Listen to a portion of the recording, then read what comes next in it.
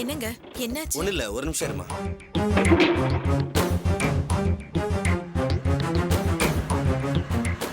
ஏய், அர்ச்சனாவும் சொல்லுவோமா வந்துட்டாங்க.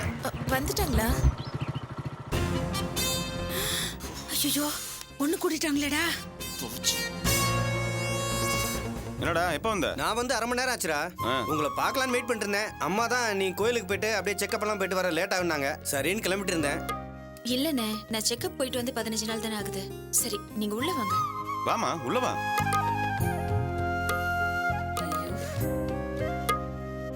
இப்ப என்னடா பண்றது? வாமா அர்ச்சனா, வாப்பா செல்வா. இப்பதான் நீ வரத்துக்கு லேட் ஆகும், நீ போய் உன் பழப்ப பாருன்னு சிவாட்ட சொல்லிக்கிட்டு இருந்தேன். நல்ல வேளை வந்துட்டீங்க. அர்ச்சனா, உனக்கு பலகாரம் எல்லாம் செஞ்சு கொண்டு வந்திருக்கேன், சாப்பிடு. எதுக்கு உங்களுக்கு வீண் சிரமம்? இதுல என்ன சிரமம்? நீ முழுகாம இருக்க, நீ தான் இதெல்லாம் சாப்பிடணும். அதிர்சம், சீடை, முறுக்கு இதெல்லாமே செஞ்சு கொண்டு வந்திருக்கேன். சரி வாங்க, வாங்கண்ணே. ஏய் வாடா வாசு, பத்திரம்லாம் கொண்டு வந்துட்டியா? கொண்டு வந்துட்டேன். அவங்க வந்திருக்காங்கல்ல, அவங்கள முதல்ல கவனிங்க, அப்புறம் பாத்துக்கலாம். அதெல்லாம் ஒன்றும் பரவாயில்ல. கூட நான் இப்பவே கழுத்து போட்டு தந்துடுறேன். பாவம், நீ எதுக்கு காத்துட்டு இருக்கணும்? அது இல்லப்பா, சிவா வந்திருக்குல்ல, நீ போய் அவங்கள பாரு. வாசு விஷயத்தை அப்புறமா பாத்துக்கலாம். என்னடா, என்ன விஷயம்? அதுவா, அது ஒன்றும் இல்லடா. வாசோட மாமனார் இவனுக்கு பிசினஸ் வச்சு கொடுக்கறதுக்காக பணம் கேட்டார்ல. நம்மகிட்ட ஏது பணம்? அதான் என் பேர்ல இருக்கிற இந்த வீட்டு அடமானம் வச்சு பணம் கொடுக்கலான்னு முடிவு பண்ணேன். அதுக்கு பத்திரம் கேட்டேன், ரெடி பண்ணி கொண்டு வந்திருக்கேன். என்னடா சொல்ற? வீட்டை அடமானம் வைக்கிறியா?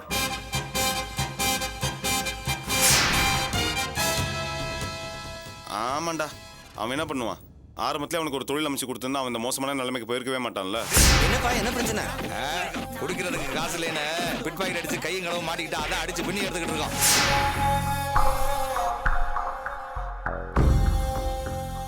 ஆமாண்டா, அது மட்டும் இல்ல. மச்சான், இவங்க தான் அம்மா அண்ணன்னு சொன்னியா? ஆமா, இது யார் பக்கத்துல ஒரு பொண்ணு? இவங்கெல்லாம் யாருன்னு எனக்கு தெரியாதுடா.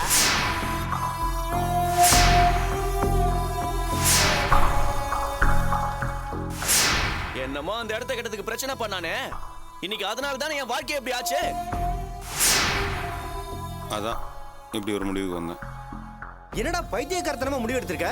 அவன் பிசினஸ் பண்ணணும்னு ஷெட்டை கேட்பான், அதை கொடுக்கலன்னா நீ கெட்டவனா? நீ இவனுக்கு ஏற்படுத்தி கொடுத்த வாய்ப்பு மாதிரி உலகத்துல எந்த அண்ணனா தான் தம்பி பண்ணிருப்பானடா? அதுல ஒன்னாவது வச்சு வாழ்ந்தானா இவன்? இப்ப மட்டும் நீ இந்த வீட்டை அடமானம் வச்சு கொடுத்துட்ட, இவர் பிசினஸ் பண்ணி ஓகன் வந்துருவாரா? இத பாருங்க, என்னை பத்தி தேவையில்லாம பேசாதீங்க. உங்களுக்கும் எனக்கும் நடந்த பிரச்சனை எப்பவும் முடிஞ்சு போச்சு. இது எனக்கும் எங்க அண்ணனுக்கும் சம்பந்தப்பட்ட விஷயம். தயவு செஞ்சு நீங்க இதுல தலையிடாதீங்க. எப்படிடா தலையிடாம இருக்க முடியும்? ஏன் தலையிட கூடாது? டேய், நான் உள்ள வந்ததுல இருந்து அம்மாவும் பிள்ளையும் நிதானம் இல்லாம தடுமாறிட்டே இருந்தாங்க. நான் அப்பவே நினைச்சேன் ஏதோ வில்லங்கம் பண்றாங்கன்னு. இப்பதானே தெரியுது. ஏன்னா நான் இருந்தேன்னா இவங்க திட்டத்துக்கு இடைஞ்சலா இருப்பேன்ல. அதனாலதான் என்ன வெளில அனுப்புறதுல இந்த அம்மா குறியா இருந்தாங்க. சிவா, என்னப்பா இப்படி எல்லாம் பேசுற? என் மனசுல சத்தியமா அந்த மாதிரி ஒரு எண்ணம் எல்லாம் கிடையாது. ஏதோ உன் பழப்பு கெட்டு போயிடக்கூடாதுங்கிற நல்ல எண்ணத்துல தான்ப்பா சொன்னேன். பாத்தியாப்பா செல்வம், சிவா எப்படி எல்லாம் பேசுதுன்னு. டேய், என்னடா அம்மா கிட்ட போய் இந்த மாதிரிலாம் பேசிட்டு இருக்க? அவங்க அப்படி நினைக்கக்கூடிய ஆள்லாம் கிடையாது. இந்த முடிவு நான் இப்ப எடுத்தது இல்லடா, ஏற்கனவே எடுத்ததுதான். இன்னைக்கு நல்ல நாளாச்சுன்னு பத்திரத்தை ரெடி பண்ணி கொண்டு வந்திருக்காங்க, அவ்வளவுதான். செல்வம், நீ அநியாயமா ஏமாந்து போற. தயவு செஞ்சு இந்த முட்டாள்தனத்தை மட்டும் பண்ணாத. அப்புறம் பின்னாடி பெரிய தப்பு பண்ண மாதிரி ஆயிடும். நீ தான் அனுபவிப்ப. டேய், என்னடா வளர்ற? வீட்டு அடமானம் தண்டை வைக்க போறோம், இதனால என்ன பிரச்சனை வந்துட போகுது? இதெல்லாம் அப்படித்தாண்டா ஆரம்பிக்கும். அப்புறம் எங்க போய் நிக்கும் தெரியுமா?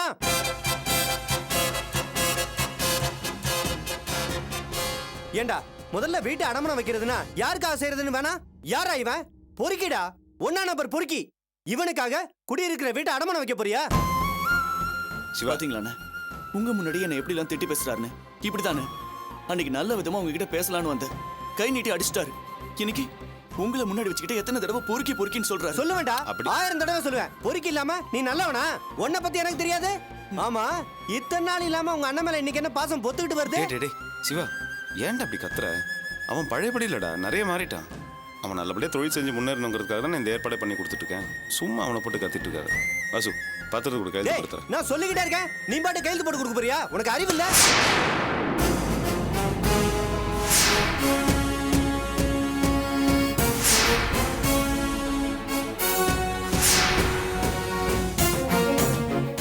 சிவா, சொன்னா கேளுடா, பத்திரத்தை கொடு. வேண்டாம், நான் சொன்னா கேளு, கையெழுத்து போடாத. ஏண்டா?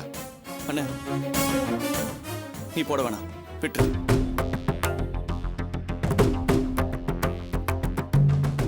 அண்ணே, நான் ஒன்னும் அவர் நினைக்கிற மாதிரி தப்பான விஷயத்துக்காகவோ இல்ல சுரண்டி திங்கிறதுக்காகவோ வரல. ஒரே ஒரு நம்பிக்கையில தான் வந்தேன். ஏன்னா நீ அடிக்கடி ஒன்னு சொல்லுவியே, இந்த வீட்டுல கஷ்டம்னு ஒண்ணு வந்தா அதை நீ மட்டும் தான் அனுபவிக்கணும், சந்தோஷம் வந்தா அத்தனை பேரும் அனுபவிக்கணும்னு. அந்த நம்பிக்கையில தானே நான் வந்தேன்.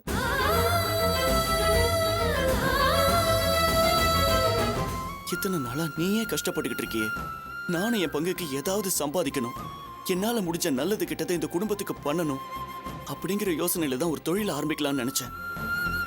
ஆனா இப்ப தெரிஞ்சு போச்சு, என் அண்ணன் சொந்தமா தொழில் பண்ணலாம், ஆனா நான் காலங்காலமா ஒருத்தங்கிட்ட கை கட்டி வேலை பார்க்கணும்னு என் தலையில எழுதி வச்சிருக்கேன். அதை யாரால மாத்த முடியும்?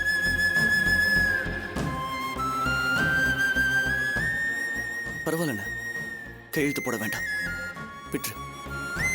டேய் வாசு நில்றா. டேய் போறவனை ஏன்டா கூப்பிடுற? அவன் தான் போறான்ல, போட்டு விடு. சிவா பேசாம இருக்கியா? வாசு டேய், அப்படின்னா பத்திரத்துல கையெழுத்து போடுறதுன்னு முடிவு எடுத்துட்டியா? முடிவெடுக்கிறதுல என்னடா தப்பு? அவன் ஏன் தம்பிடா, அவனுக்கு நான் செய்யாம வேற யார் செய்வாங்க? நீ தாண்டா அவனை தம்பி தம்பின்னு தலையில் தூக்கி வச்சு ஆடிட்டு இருக்க. நேத்து வரைக்கும் அவன் உன்னை அண்ணன் கூப்பிட்டுருவானடா, இன்னைக்கு கூப்பிடுறான். ஏன்? உன்னால அவனுக்கு காரியம் ஆகணும், அதனால கூப்பிடுறான். பாத்தீங்களாண்ணே, இவர் எப்பவும் என்ன வேண்டாத மாதிரி தான் பேசிட்டு இருக்காரு. என்ன, நான் உங்களுக்கு என்னென்ன கெடுதல் பண்ணேன்? நமக்குள்ள ஏதோ பிரச்சனை வந்துச்சு, அது முடிச்சு போச்சு. நான் அதை அப்பவே மறந்துட்டேனே. நீங்க இன்னும் மறக்காம மனசுல வச்சுக்கிட்டு என் அண்ணன் மனசுல விஷத்தை பாய்ச்சறீங்க. நான் விஷத்தை பாத்துறேனா? நீ தாண்டா விஷம், உன் உடம்பு பூரா விஷம். நீ இவனுக்கு எவ்வளவு துரோகம் பண்ணிருக்க, அதனால இவன் எவ்வளவு கஷ்டப்பட்டிருக்கான். இவன் கஷ்டப்படும் போதெல்லாம் கூட இருந்தவன் நான்டா. உன் வேலைக்காக இவன் எவ்வளவு கஷ்டப்பட்டிருக்கான்னு உனக்கு தெரியுமா? என் ஆட்டோவை அடமானம் வச்சு, என் பொண்டாட்டி நகையை அடமானம் வச்சு பணம் கொடுத்தவன் நான். இவன் கஷ்டப்படும் போதெல்லாம் கூடவே இருந்தவன் நான். அதனால தாண்டா என் நெஞ்சு பொறுக்கல. இவனுக்கு வேணா எல்லாத்தையும் மன்னிக்கிற மனசு இருக்கலாம், ஆனா நான் அப்படி கிடையாது. சராசரி மனுஷன், கோவம் வந்தா பேசத்தான் செய்வேன். உன் மூஞ்சிய பார்க்கும் போதெல்லாம் நீ இவனுக்கு செஞ்ச துரோகம் தானே எனக்கு ஞாபகம் வருது. உன் மேல பாவமோ பரிதாபமோ என்னைக்குமே எனக்கு வந்ததில்ல. டேய் பேசாம இருன்னு சொல்லிட்டு இருக்கேன், நீ பாட்டு பேசிட்டே இருக்கிற. கொஞ்ச நேரம் அமைதியா இருண்டா. விடுப்பா செல்வம், சிவா தான் இவ்வளவு தூரம் சொல்லுது இல்ல, அவன் சொல்றத கேளு. ஏன்னா உன் கஷ்ட நஷ்டம் எல்லாத்துலயும் கூட இருந்தது இந்த புள்ள தானே, அதனால அவன் சொல்றத நீ கேட்கணும். இவன் ஒரு தருதல, சிவா சொல்றது எல்லாம் கரெக்ட் தானே. இன்னி வரைக்கும் உனக்கு ஏதாவது நல்லது பண்ணிருக்கானா? அத்தனையும் கெடுதலும் கொடுமையும் தானே பண்ணிருக்கான். அதனால நீ இனிமே இவனுக்கு எந்த நல்லது பண்ண வேணாம், விட்டுரு.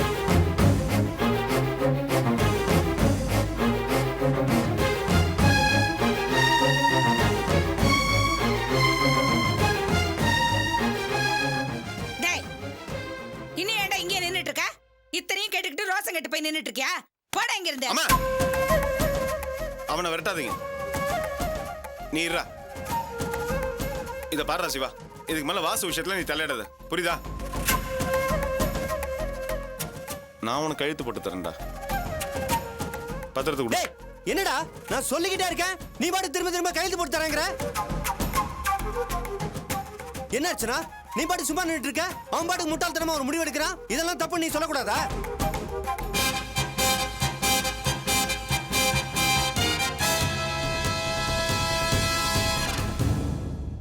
அண்ணன் நம்ம நல்லதுக்காக தானே சொல்றாரு, நீங்க கொஞ்சம் யோசனை பண்ணி. அர்ச்சனா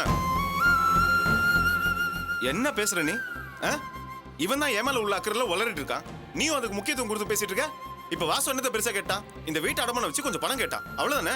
இந்த வீட்டை அவன் பேருக்கவே மாத்தி எழுத சொன்னா, எப்படியும் இந்த பத்திரம் பீரோக்குள்ள வெட்டியா தானே கிடக்குது. அதுக்கு அதை அடமானம் வச்சு கொஞ்சம் பணம் கிடைச்சா அதை வச்சு அவன் ஏதோ தொழில் செஞ்சு முன்னேறிட்டு போறான். அதை பாப்பீங்களா? சும்மா சராசரி பொம்பளை மாதிரி நீயும் பேசிக்கிட்டு. நீ சொல்ற வாசு, எங்க கையெழுத்து போட? டேய் பத்திரத்தை குடுறா. டேய் சிவா பேசாம இருன்னு சொல்லிட்டு இருக்கேன்ல, வந்ததுல இருந்து வீம்பு புடிச்சிட்டு இருக்க. போ. டேய் ஒழுங்கா பத்திரத்தை குடுறா. இந்த பார் பேசாம இருன்னு சொல்லிட்டு இருக்கேன்ல. டேய் சொல்ற வாசு. பத்திரத்தை குடுறா. இது நடக்கவும் நடக்காது, நடக்க விட மாட்டேன். டேய் சிவா அந்த பத்திரத்தை கொடு. முடியாதுடா. சிவா பத்திரத்தை கொடுன்னு சொல்றேன்ல. டேய் சொன்னா கேளு, முடியாது. இத கிழிச்சு போட்டாலும் போடுவேனே தவிர உன் கையில கொடுக்க மாட்டேன். இதெல்லாம் உனக்கு ஏதோ பெரிய கெடுதல் வரப்போகுதுன்னு தோணுதுடா. எதுவா இருந்தாலும் அப்புறம் பாத்துக்கலாம், நீ முதல்ல டேய் பத்திரத்தை குடுறா. இது இருந்தா தானே நீ கையெழுத்து போடுவ. டேய்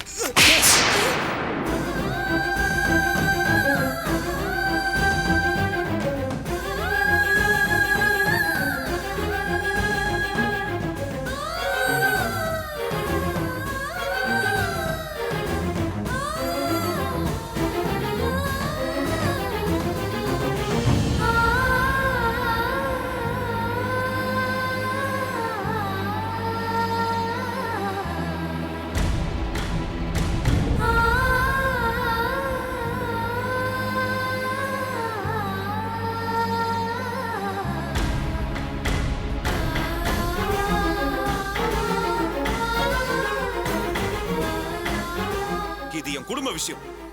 என் தம்பிக்காக நான் என்ன வேணாலும் செய்வேன். அதை கேட்கறதுக்கு நீ யாரா?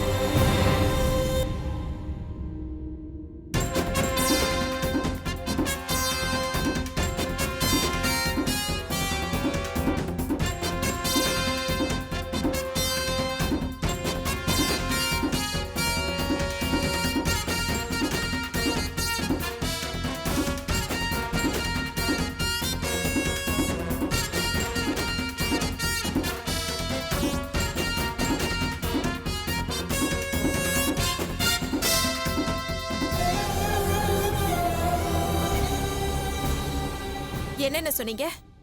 உங்க குடும்ப விஷயமா? உங்க தம்பியா? இவரு யாரா? கேட்டீங்கல்ல, இவங்க குடும்ப விஷயமா? இவங்க தம்பியா? அவங்க குடும்ப விஷயத்துல தலையிட நீங்க யாரா? கேட்டுட்டாருல்ல. இந்த வார்த்தையை கேட்கறதுக்காகவா இந்த மனுஷனை நண்பன் நண்பன் 24 மணி நேரமும் உருக்கிட்டு இருந்தீங்க?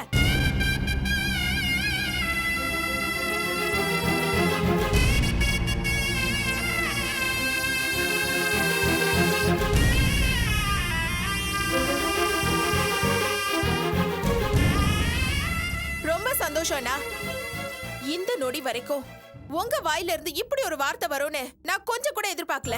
அதுவும் இந்த மனுஷன் கனவுல கூட நினைச்சு பார்த்திருக்க மாட்டாரு. எதுக்காக இவ்வளவு நேரம் உங்ககிட்ட பத்திரத்துல கையெழுத்து போட வேணான்னு போராடினாரு? இவர் வீட்டுக்கு எடுத்துட்டு போகவா? இல்லையே, இப்ப கூட நீங்க நல்லா இருக்கணும்னு தானே போராடினாரு.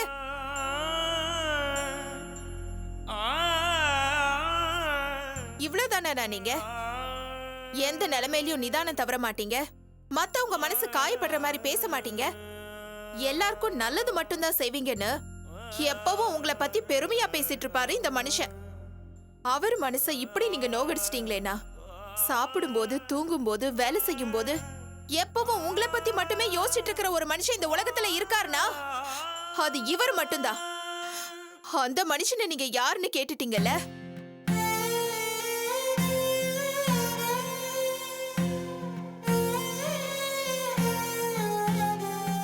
ஒரே ஒரு நிமிஷம் யோசனை பண்ணி பாருங்க.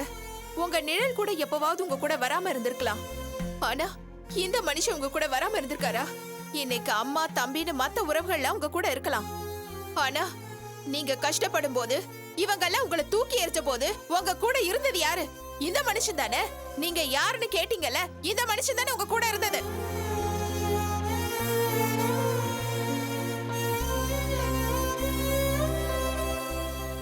இது எங்க குடும்ப விஷயம், தலையிட நீ யாருன்னு தானே கேட்டீங்க.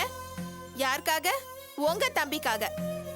உங்க தம்பி அரசாங்க வேலைக்கு போகணும்னு நீங்க துடிச்சப்போ, கஷ்டப்பட்டப்போ யார் வந்து உதவி பண்ணா? இந்த மனுஷன் தானே ஆட்டோவை அடமானம் வச்சு பணம் கொடுத்தாரு. இந்த மனுஷன் உதவி பண்ணதை விடுங்கடா, ஏன்னா உங்க ஃப்ரெண்டு. ஆனா நான் யாரு? இந்த மனுஷனுக்கு பொண்டாட்டிங்கிறத விட உங்களுக்கும் எனக்கும் என்ன சம்பந்தம்? அண்ணா அண்ணான்னு வெறும் வாய் வார்த்தையா கூப்பிடலன்னா, என் அடி மனசுல இருந்து கூப்பிட்டேன். அதனாலதான் உங்களுக்கு ஒரு கஷ்டம்னா ஏன் எதுக்குன்னு கூட கேட்காம என் நகையை கழட்டி கொடுத்தேன்.